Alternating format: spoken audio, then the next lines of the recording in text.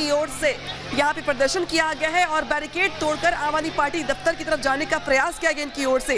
पहला बैरिकेड तोड़ने में सफल भी हो गए कार्यकर्ता, लेकिन दूसरे बैरिकेड से पहले पुलिस की ओर से यहाँ पर वाटर कैनन का इस्तेमाल किया गया। तस्वीर आपकी टीवी स्क्रीन पर है, जहां पर बीजेपी कार्यकर्ताओं को रोकने के लिए वाटर कैनन का इस्तेमाल किया जा रहा है। यहाँ पे बीजेपी कार्यकर्ताओं की ओर से जोरदार यहाँ पे प्रदर्शन किया गया और प्रयास इनका ये था कि ये बैरिकेड आपके दफ्तर तक पहुंचे। लेकिन क्या जिस तरह से पीयूष गोयल जी ने राज्यसभा में कहा, आप मणिपुर के साथ में राजस्थान और छत्तीसगढ़ पे भी चर्चा चाहेंगे सर?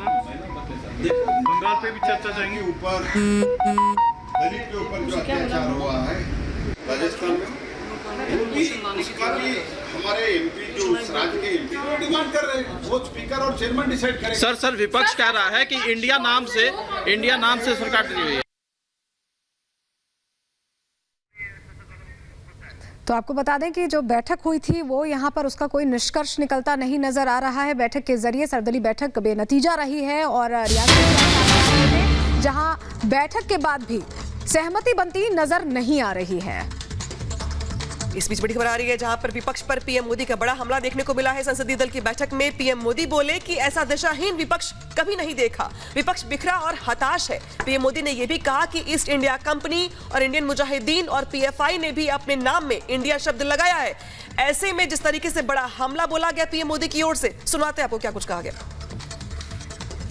हारे हुए, थके हुए, निराश लोग जिनका एकमात्र उद्देश्य है मोदी विरोध, न बहस चाहते हैं, न चर्चा चाहते हैं, न संवाद चाहते हैं, तो सच्चाई रख दिया।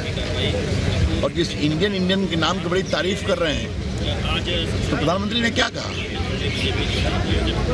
Indian national Congress, east India company, Indian Mujahideen, popular front of India, तो भी तो इंडियन है।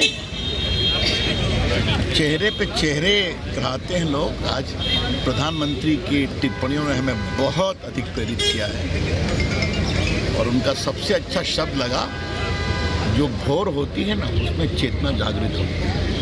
तो 24 हम जीतेंगे, निर्णायक जीतेंगे। I am very proud of my prime minister.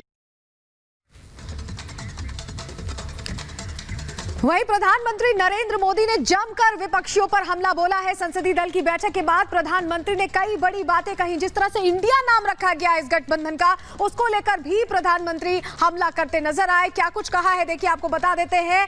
ऐसा दिशाहीन विपक्ष कभी नहीं देखा, प्रधानमंत्री ने अपने संबोधन में यह बात कही है।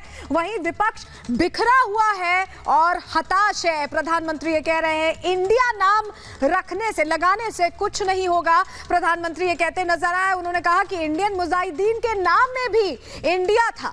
इसके अलावा और भी उन्होंने कई बातें कही। उन्होंने कहा ईस्ट इंडिया कंपनी जिसने लूटा भारत को, उसके नाम में भी इंडिया था। और वहीं popular front of India PFI की हम बात कर रहे हैं, उसका भी जिक्र करते हुए प्रधानमंत्री ने कहा कि उसके नाम में भी इंडिया है। तो सिर्फ इंडिया लगा देने से कुछ तब्दीली हो जाएगी, कुछ बदल जाएगा, इसको लेकर प्रधानमंत्री मुखर होकर बोलते नजर आए। और सबसे बड़ी बात जो उनकी तरफ से कही गई वो ये कही गई कि दिशाहीन है विपक्ष। वहीं निशिकांत दुबे ने क्या कुछ कहा, अब वो भी सुन लीजिए। अंग्रेज यदि आए तो ईस्ट इंडिया कंपनी के तौर पर आए। 1885 में यदि कांग्रेस पार्टी का गठन हुआ, अंग्रेज़ों ने किया है, वो ह्यूम ने किया, सबको पता है, तो वो भी इंडियन नेशनल कांग्रेस ही है।